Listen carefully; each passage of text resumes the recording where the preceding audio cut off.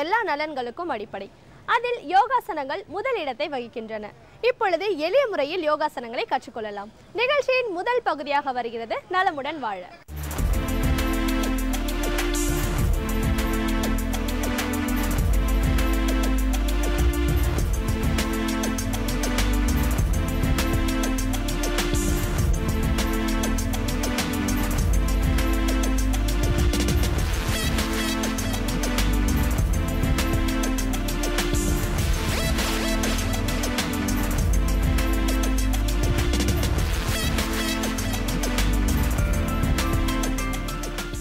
என் இனிய உலகத் தமிழ் மக்களே, தாய்மார்களே, பெரியோர்களே, சிறார்களே, அருமைச் சீடர்களே, யோக நண்பர்களே, யோக விரும்பிகளே, உங்கள் எல்லோருக்கும் என் இனிய காலை வணக்கம். கலைஞர் தொலைக்காட்சி நிகழ்ச்சியில் நலமுடன் வாழ என்னும் பிரிவில் அதிகாலை வேளையில் யோகாசனத்திற்கென்று தனி முக்கியத்துவம் கொடுக்கப்பட்டிருக்கின்றது. முக்கியத்துவம் கொடுத்திருக்கின்ற காரணத்தினால் முதல் நிகழ்ச்சியாக நடக்கின்றது. பல ஆண்டுகளாக நடக்கிறது. உலக மக்களெல்லாம் பார்க்கிறார்கள், பயனடைகிறார்கள். அந்த நிலையில் தான் முதல் நிகழ்ச்சியாக கொடுக்கப்பட்டிருக்கிறது. அந்த நிலையில் இன்றைக்கு பாருங்கள், ஆவடியிலிருந்து அம்பத்தூரிலிருந்து ஜெயின் ஜோசப் இங்கிலீஷ் நர்சரி பள்ளியிலிருந்து இங்கே வாசுகி, மோகனப்பிரியா 2ம் 5ஆம் வகுப்பு படிக்கிற மாணவிகள் இங்கே வந்து நமக்கு ஒரு அற்புதமான சக்கராசனத்தை செய்து காட்டப் போகிறார்கள். பல முறை செய்திருக்கின்றோம். இருந்தாலும் சில விஷயங்களை திரும்ப திரும்ப சொன்னால்தான் நமது மக்கள் செய்வார்கள். திரும்ப திரும்ப சொல்லுகிறார்களே, இதை நாம் தான் செய்து பார்த்தால் என்ன, நமது குழந்தைகளுக்கு தான் இதை கற்றுக் கொடுத்தால் என்ன என்று நினைப்பார்கள். அதன் பலனை அப்புறம்தான் தெரிந்து கொள்வார்கள். என் அருமை மாணவிகளே, நீங்கள் பத்மாசனத்தை கலைத்துவிட்டு காலை நேராக நீட்டிப்படுங்கள். அப்படியே படுத்துக்கொள்ளுங்கள். காலை உள்ளே இழுத்துக் கொள்ளுங்கள். கையை தலைக்கு பின்னால் கொண்டு வாருங்கள். மெதுவாக செய்ய வேண்டும். பிரிட்டுன்னு தூக்கக்கூடாது. மெதுவாக இந்த ஆசனத்தை செய்யுங்கள். தூக்குங்கள். எவ்வளவு அற்புதமாக செய்கிறார்கள் பாருங்கள். முதுகெலும்பை எங்கே வளைக்கின்றோம்?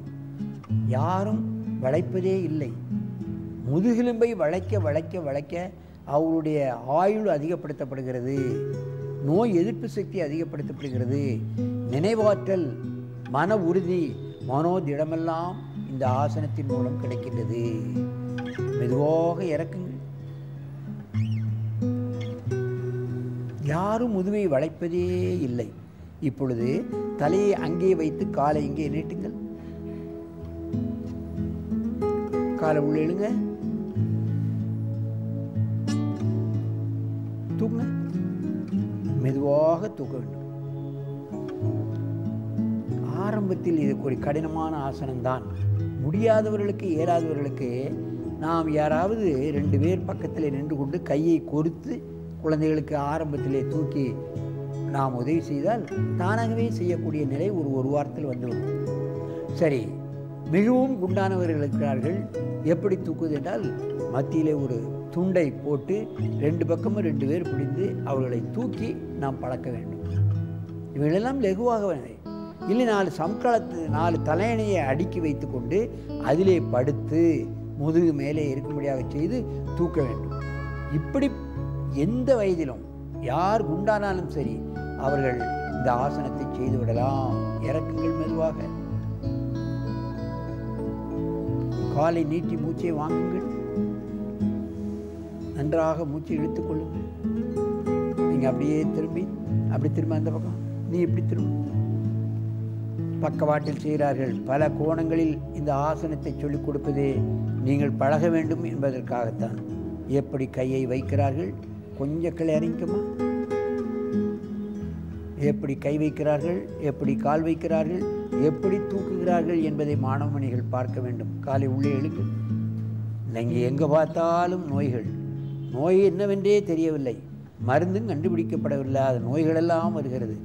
இவைகளெல்லாம் தப்ப வேண்டும் என்று சொன்னால் நாம் அனுதினமும் எல்லா தரப்பினரும் ஆசனங்களை செய்தால் நோய் எதிர்ப்பு சக்தி வந்துவிடும். எந்த நோயும் நம்மை தாக்காது.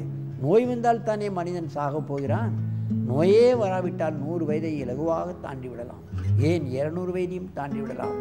நமது முனிவர்களெல்லாம் இது போன்ற லட்சக்கணக்கான ஆசனங்களை செய்துதான் 10,000 ஆண்டு 5,000 ஆண்டு வாழ்ந்து நமக்கு பல்வேறுபட்ட நூல்களையும் வைத்திய நூல்களையெல்லாம் நமக்கு தந்திருக்கிறார்கள். மெதுவாக இறக்குங்கள்.